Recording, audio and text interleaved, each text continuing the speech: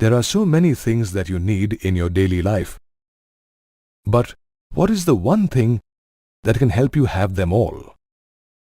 Money. If you have money, you can buy anything being sold in the market.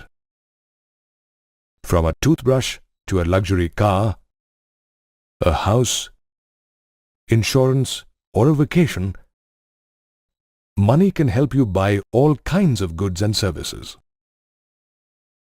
However, thousands of years ago, there was no concept of money. Then, how did people buy and sell goods? In those times, people simply exchanged one commodity for another, depending on their requirement. This was called the barter system. However, exchanging goods in the barter system was not so simple. Let us take the example of this fishmonger who wants to exchange fish for some rice. The man who has rice wants to exchange it only with a pair of shoes. And the man who has a pair of shoes to exchange wants a new hammer in return for it. Thus, we see that although every person has something to offer, they cannot exchange things as their requirements do not match. An exchange is possible only if every person has exactly what the other person wants in return. Such a situation is called double coincidence of wants. Let us see how the situation changes if money is introduced. When money is introduced, a person can sell his goods to anyone in return for money and use that money to buy what they want from anyone who is selling it. Thus, money eliminates the need for double coincidence of wants. Also, since money enables the exchange process, it is also called a medium of exchange. Money did not always look as we see it today. Here are some early forms of money. These were all things of daily use that had some value of their own. Here is the modern form of money as currency notes and coins. Modern currency uses paper notes and coins made of relatively inexpensive metals. Thus, modern currency has no value of its own. Modern currency has a value only because it is authorized by the government of a country. Did you know? The current series of currency notes in India, called the Mahatma Gandhi series, was started in 1996. Each currency note has its amount written on it in 17 Indian languages. In India, the Reserve Bank of India is the only legal authority that can issue currency notes and coins on behalf of the central government. The rupee is India's currency, and nobody can refuse to accept a payment made in rupees in India. Meet Arjun. He is employed in a company.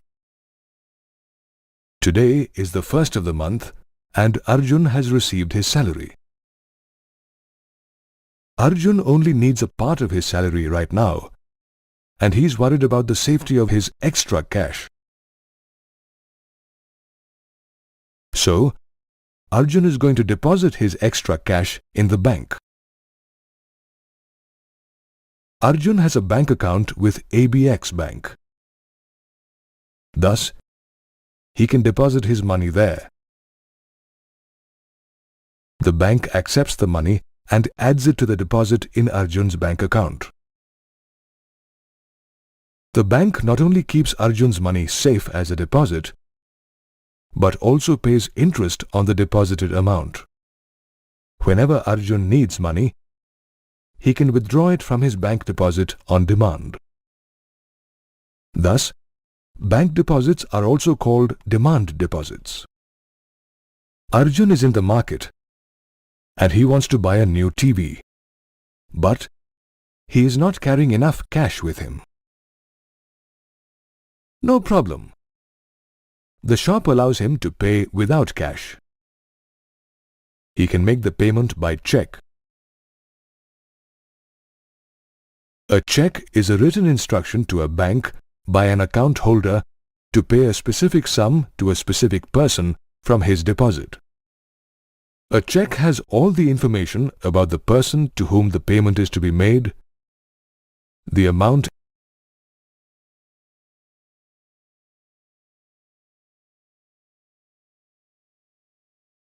a check bears the account number of the person issuing the check. A check also bears a unique check number that can be used to track the payment. In today's economy, a check also represents money, just like cash, and can be used to make payments directly from a bank deposit. People's deposits in a bank create a big cash pool with the bank. As per the directives of the Reserve Bank of India, banks hold about 15% of their deposits as cash to arrange for daily withdrawals by depositors. Did you know the percentage of cash reserves against deposits that a bank must maintain at all times is called the cash reserve ratio, or CRR. This ratio keeps changing from time to time depending on the prevailing economic conditions. A major portion of the remaining deposits is used by banks to give loans to people for different requirements. Why do banks give loans? The depositors of a bank are allowed to withdraw their deposits on demand and are paid interest on these deposits. On the other hand, the borrowers who take loans repay it to the bank along with interest thereon. The interest charged on loans is more than the interest paid by the banks on deposits. The difference between the interest charged on loans and the interest paid on deposits is the bank's income or profit. The loan given by a bank is also referred to as credit. A loan or credit is subject to certain conditions that the borrower must agree to. These conditions are called terms of credit. The borrower has to pay interest to the lender at a specified rate on the amount taken on credit. A lender often asks for a security against a loan to recover the money in case the borrower fails to repay it. This security is called collateral.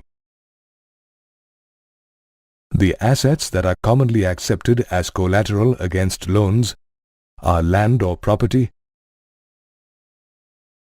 vehicles, livestock, standing crops, and bank deposits. The lender reserves the right to sell the collateral in case of non-repayment to recover the loan amount. A borrower often needs to submit certain documents like proofs of identity, residence, employment, and income as specified by the lender to avail a loan. A loan is usually given for a specific duration of time and needs to be completely repaid by a specified date. The borrower repays the loan in cash, by check, or by card in installments, or as a one-time repayment as specified in the mode of repayment.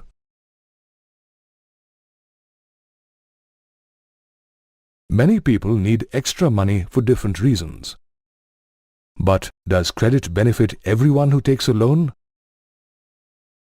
Consider these two people. They both want to take a loan to start a small business. The man who started the dairy took advantage of the rising demand for milk and made a good profit. He repaid his loan in time.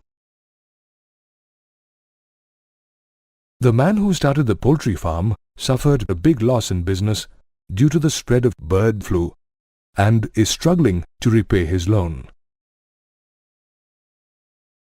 Thus, credit can bring about a positive or a negative change in a person's life. If you need money on credit, where would you get it from? You could either go to a bank or a cooperative society, or approach your relatives and friends. You could also go to professional moneylenders and traders, or to a landlord if you are in a village. The chart here shows the different sources of credit for rural households in India in 2003. Banks and cooperative societies constitute the formal sector of credit. Landlords, moneylenders, traders, relatives, friends, and other sources of credit constitute the informal sector of credit. Thus, we see that the formal sector provides only marginally more credit than the informal sector. Let us compare the formal and informal sectors of credit.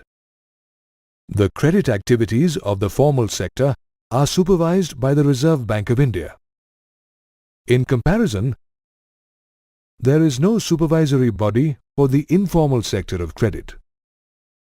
The Reserve Bank of India ensures that banks give loans to rich traders and businessmen, as well as farmers, students, and small entrepreneurs. However, the credit activities of the informal sector are only driven by profit.